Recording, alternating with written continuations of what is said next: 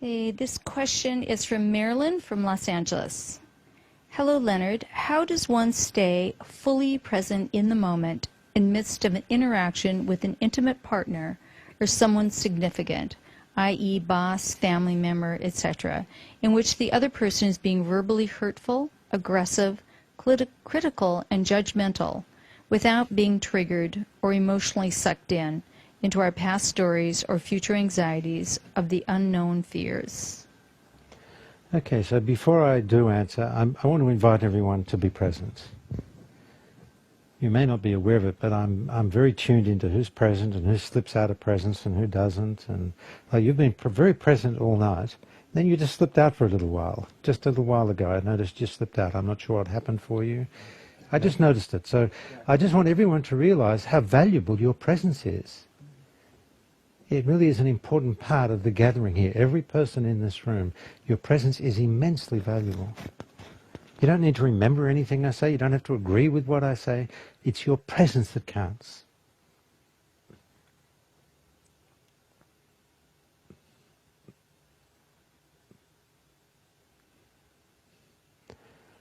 Okay, so how do you deal with difficult people that are either angry, abusive, judgmental? I believe that's the question along those lines.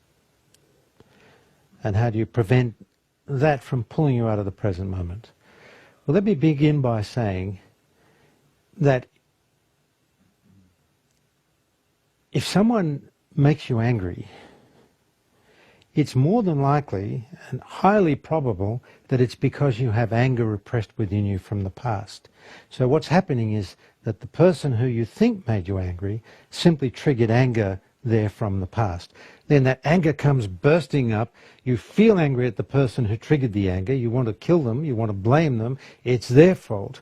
And you don't realize that the person that made you angry is your best friend, because they're giving you an opportunity to take responsibility for the anger repressed within you.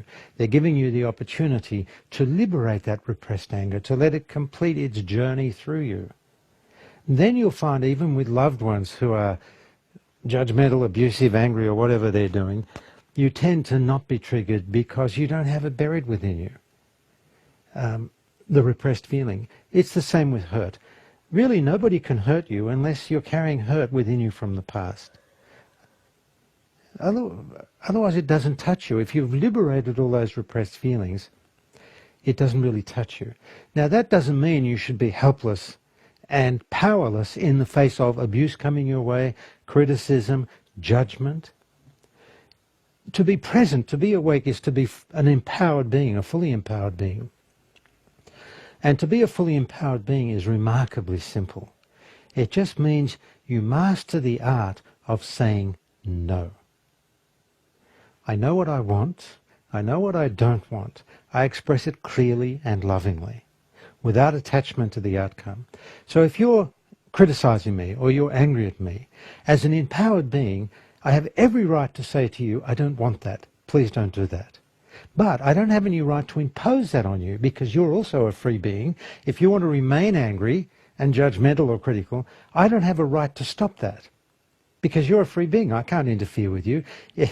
You can do it as much as you like, but I don't have to accept it. So what I would say to you, I might say 3 times to you, that's not okay with me. Please don't do that. I don't want that. I don't want the judgment, the anger, the blame, the criticism. Thank you, but no thank you. But if you want to continue doing that, then I have no choice but to say very clearly, okay, bye-bye.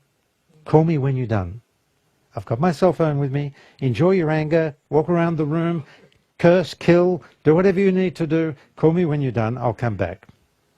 And if you keep doing it, I'll divorce you. If you keep doing it for too long. I want to give you every opportunity to take responsibility for the repressed feelings in you. Because most of us don't want to feel these difficult, painful feelings. We don't want to feel the anger buried within us or the hurt. So one of the strategies we've developed is, rather than be in touch with my own anger, I'll just pass it on to you. I'll dump it on you. Rather than feel my pain, I'll pass it on to you. This is what we do with each other. We do it to our children. We do it to our beloveds, our loved ones. We do it at a national level. that's at the heart of all cruelty and abuse in our world, is this unwillingness to feel our own pain, because nobody showed us how to.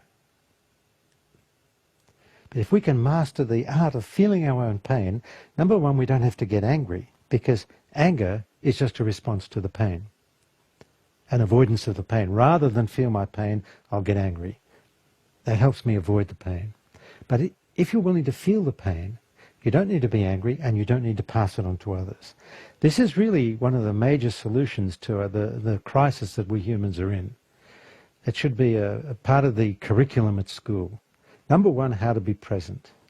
Number two, how to be in right relationship with your feelings.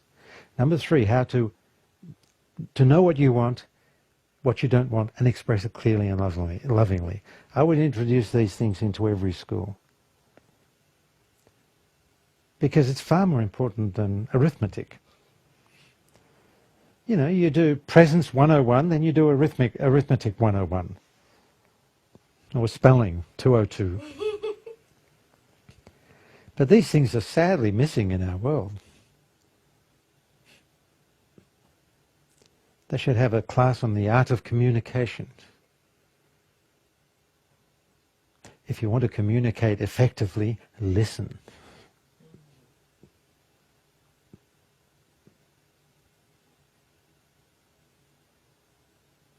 And when you listen, let go of your opinions, your position, your ideas. Let it all go as you listen. Otherwise, you're not really hearing.